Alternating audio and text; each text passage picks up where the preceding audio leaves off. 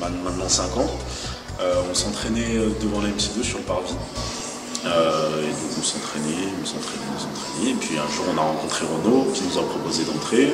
Il nous a dit qu'il aimerait bien créer des ateliers de danse, des rencontres avec des danseurs semi-pro, professionnels ou des danseurs amateurs. C'est moi Renaud, donc moi en fait je bosse en relation avec le public à la MC2. Je m'occupe aussi beaucoup de jeunes, très jeunes ou un peu plus âgés par le biais de la danse. Notamment par une entrée évidemment privilégiée, le hip-hop, le dancehall, on va dire toutes les danses urbaines au sens large.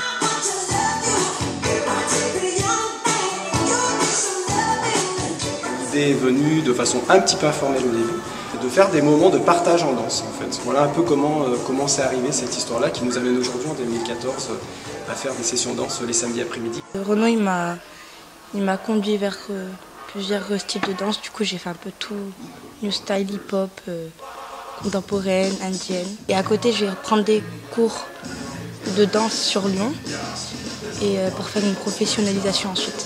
Ce qui est super important, c'est que c'est tous des passionnés de danse. C'est ces moments-là, évidemment, où ils se révèlent des personnalités qui ont beaucoup de potentiel.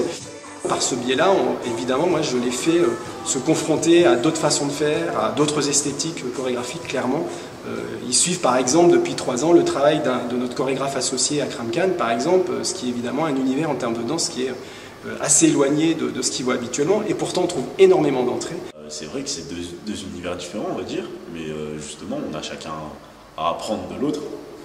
Moi, j'ai plus à apprendre de lui, étant donné qu'il a plus d'expérience, mais c'est vrai qu'on a 2 façons différentes de voir la danse, mais ça reste quand même le même art. Ça les éveille éventuellement à, on va dire, à une vie d'adulte curieuse et puis dynamique, et puis une envie surtout de réussir, quel que soit le parcours qu'ils font. Mais on est bien d'accord qu'on n'est pas dans une logique de professionnalisation. Tu te vois danseuse ou tu veux faire un autre métier? Ça dépend. Si j'ai du talent, on m'ouvre les bras, enfin si on m'ouvre les portes, il n'y a pas de souci moi. Mais après sinon je veux être expert comptable. Franchement la danse est plus une passion et le boulot c'est, moi je vais travailler parce que je serai obligée de travailler, sinon je vais gagner ma vie comment.